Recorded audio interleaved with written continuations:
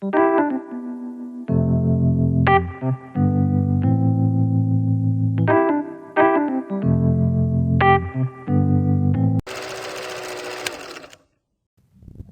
teman-teman, kami dari kelompok 5 akan menjelaskan tentang pengembangan dan organisasi profesi. Kami dari kelompok 5 beranggotakan Resa Mailina, Maria Puspita Dewi, Neneng Nikmatul, dan Ayu Kusuma. Akan kita bahas yaitu yang pertama ada pengembangan profesi, yang kedua ada organisasi profesi, dan yang ketiga ada kode etik pendidik. Pertama, kita akan membahas tentang pengembangan profesi. Apa sih pengembangan profesi itu? Pengembangan profesi bisa disebut juga dengan usaha profesi, yaitu setiap kegiatan yang dimaksudkan untuk meningkatkan profesi mengajar dan mendidik. Usaha mengembangkan profesi ini timbul menjadi dua segi ya. Yang pertama ada segi eksternal dan yang kedua ada segi internal. Yang pertama, segi eksternal, yaitu pimpinan mendorong guru untuk mengikuti penataran atau kegiatan akademik yang memberikan kesempatan guru untuk belajar lagi. Sedangkan internal, guru berusaha belajar sendiri untuk dapat berkembang dalam jabatannya. Ada 3 pilar pokok yang dilanjutkan untuk suatu profesi. Yang pertama, pengetahuan ada segala fenomena yang diketahui, yang disistemasikan sehingga memiliki daya prediksi. Yang kedua, keahlian bermakna penguasaan substansi keilmuan yang dapat dijadikan acuan dalam bertindak. Yang ketiga, persiapan akademik mengandung makna bahwa untuk mencapai derajat profesi, memasuki jenis profesi tertentu diperlukan persyaratan pendidikan khusus berupa pendidikan prajabatan yang dilakukan pada lembaga pendidikan formal.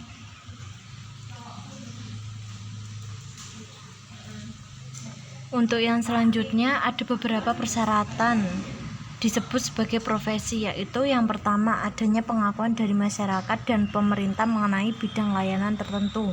Untuk yang kedua, bidang ilmu menjadi landasan teknik dan prosedur kerja yang unik. Yang ketiga, memerlukan persiapan yang sengaja dan sistematis. Yang keempat, memiliki mekanisme yang diperlukan untuk melakukan seleksi secara efektif sehingga hanya yang dianggap kompetitiflah yang diperbolehkan melaksanakan bidang pekerjaan. Untuk yang kelima, memiliki organisasi profesi di samping untuk melindungi kepentingan anggota juga berfungsi untuk meyakinkan agar para anggotanya menyelenggarakan layanan keahlian terbaik. Macam kegiatan guru yang termasuk kegiatan pengembangan profesi adalah yang pertama, mengadakan penelitian di bidang pendidikan. Yang kedua, menemukan teknologi tepat guna. Yang ketiga, membuat alat pelajaran. Yang keempat, menciptakan karya tulis. Yang kelima, mengikuti pengembangan kurikulum. Untuk pembahasan yang kedua yaitu organisasi profesi. Organisasi profesi merupakan suatu organisasi yang didirikan oleh 2 orang atau lebih yang memiliki profesi yang sama untuk mencapai tujuan bersama. Untuk ciri-cirinya, yang pertama, hanya ada satu organisasi untuk setiap profesi. Yang kedua, ikatan utama para anggota adalah kebanggaan dan kehormatan.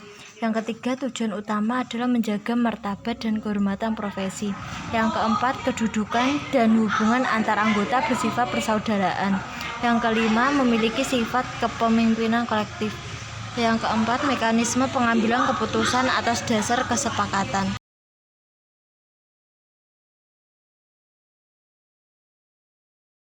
Selanjutnya ada tujuan organisasi profesi kependidikan, yang menurut visinya secara umum ialah mewujudkan tenaga kependidikan yang profesional. Untuk diantaranya, tujuan organisasinya meningkatkan dan mengembangkan karir anggota. Hal ini merupakan upaya organisasi dalam bidang mengembangkan karir anggota. Yang kedua, meningkatkan dan mengembangkan kemampuan anggota. Hal ini merupakan upaya terwujudnya kompetensi kependidikan yang andal. Yang ketiga, meningkatkan dan mengembangkan kewenangan profesional. Merupakan upaya para profesional untuk menempatkan anggota suatu profesi sesuai kemampuan. Yang keempat, meningkatkan dan mengembangkan martabat anggota. yaitu upaya organisasi profesi kependidikan agar anggotanya bisa terhindar dari perlakuan yang tidak manusiawi. Yang kelima, meningkatkan dan mengembangkan kesejahteraan. Upaya organisasi profesi kependidikan untuk meningkatkan kesejahteraan lahir batin anggotanya. Yang selanjutnya ada kode etik pendidik. Kode etik merupakan tata cara atau aturan yang menjadi standar kegiatan anggota suatu profesi.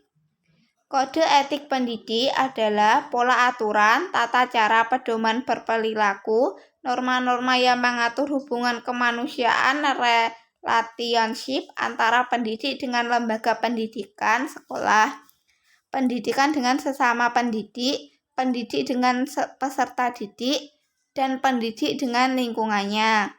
Sebagai sebuah jembatan pekerjaan, profesi pendidik memerlukan kode etik khusus untuk mengatur hubungan-hubungan tersebut.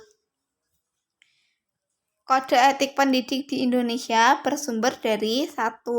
Nilai-nilai agama Pancasila, 2. Nilai-nilai kompetensi pedagogis, kompetensi kepribadian, kompetensi sosial, dan kompetensi profesional.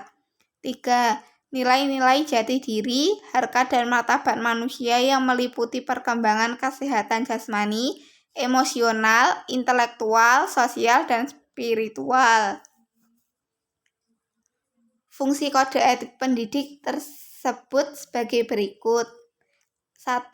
Agar pendidik terhindar dari penyimpangan melaksanakan tugas yang menjadi tanggung jawabnya, karena sudah ada landasan yang digunakan sebagai acuan. 2. Untuk mengatur hubungan pendidik dengan peserta didik, teman profesi, masyarakat, dan pemerintah. 3. Sebagai pegangan dan pedoman tingkah laku pendidik agar lebih bertanggung jawab pada profesinya. 4. Pemberi arah dan petunjuk yang benar kepada mereka yang menggunakan profesinya dalam melaksanakan tugas. Kode etik suatu profesi adalah norma-norma yang harus diindahkan oleh setiap anggota profesi di dalam melaksanakan tugas profesinya dan dalam kehidupan di masyarakat. Norma-norma tersebut berisi petunjuk-petunjuk bagi para anggota profesi tentang bagaimana mereka melaksanakan profesinya dan larangan-larangan, yaitu ketentuan-ketentuan tentang apa yang tidak boleh diperbuat atau dilaksanakan oleh mereka, melainkan juga menyangkut tingkah laku anggota profesi pada umumnya dalam pergaulannya sehari-hari di dalam masyarakat.